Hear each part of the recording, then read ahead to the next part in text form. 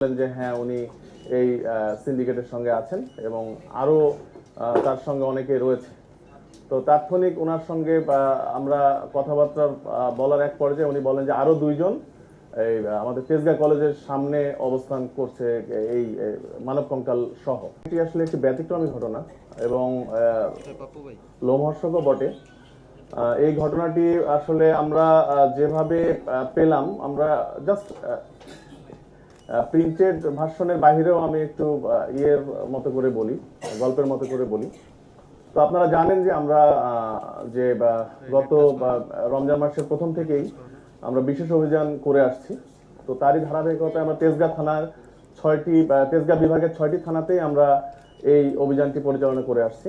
তো আমাদের তেজগাঁ থানার টিম গত 9 তারিখ রাতে তারা বিশেষ অভিযানের প্রস্তুতিকালে গোপন সংবাদের ভিত্তিতে জানতে পারে যে মণিপুরি পাড়ার একটি জায়গায় রাত তখন 1:15 বাজে, যে মণিপুরি পাড়ার একটি জায়গায় এইরকম যে মানবদেহের কঙ্কাল, যেটি অবৈধভাবে যেটি কবর থেকে উত্তোলন করা হয়েছে এবং সেটিকে প্রসেস করে বিক্রির চেষ্টা করা হচ্ছে মণিপুরি পাড়ার একটি জায়গায়।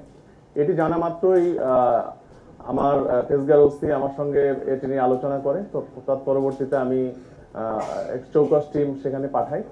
পাঠানোর পরে সেখানে একজন ব্যক্তির সন্দেহজনক মুভমেন্ট আমাদের পরিলক্ষিত হয়।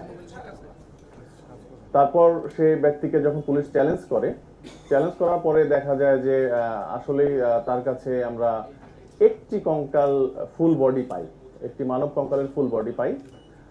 পরবর্তীতে তাকে আমরা জিজ্ঞাসাবাদ করি, পুলিশ আটক করার পর জিজ্ঞাসাবাদ শুরু করি। জিজ্ঞাসাবাদ করলে তিনি প্রাথমিকভাবে আমাদেরকে বলেন যে হ্যাঁ উনি এই সিন্ডিকেটের সঙ্গে আছেন এবং আরো তার সঙ্গে অনেকে রয়েছে। তো তাৎক্ষণিক ওনার সঙ্গে আমরা কথাবার্তা বলার এক পর্যায়ে উনি বলেন যে আরো দুইজন এই আমাদের তেজগাঁ কলেজের সামনে অবস্থান করছে এই মানব কঙ্কাল সহ। তো আমরা আরেকটি টিমকে ওখানে পাঠাই। তাৎক্ষণিক গিয়ে ওখানে আরো দুইজনকে আমরা পাই।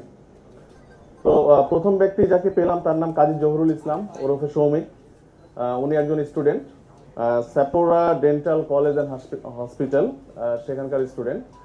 আর এরপরে যে দুইজনকে পাই ওনারা স্টুডেন্ট না, ওনার একজনের নাম আবুল কালাম আজাদ, বয়স 39, আরেকজনের নাম হচ্ছে আসাদুল মুন্সি, ওনার বয়স হচ্ছে 32। তো এই দুইজনকে তেজগাঁ কলেজের সামনে যখন পেলাম তাদের কাছেও আমরা দুটি কঙ্কাল পেলাম। এই তিনজনকে আমরা নিয়ে এসে থানায় জিজ্ঞাসাবাদ শুরু করি। আমরা তখন বুঝলাম যে এটি একটি সংঘবদ্ধ চক্র এবং তারা হয়তো এটি দেশব্যাপী পরিচালনা করে আসছে। আমরা থানায় ব্যাপক জিজ্ঞাসাবাদ শুরু করার পরে এক পর্যায়ে তারা স্বীকার করলো যে তাদের এই 3টি কঙ্কালের বাহিরেও আরো অনেক কঙ্কাল রয়েছে একটি জায়গায়। সেটি কোথায়? সেটি হচ্ছে উত্তরা পশ্চিম থানার তাদের যে ক্যাম্পাস, এই যে স্যাপোরা ডেন্টাল কলেজ অ্যান্ড হসপিটাল, এই ক্যাম্পাসের পাশেই।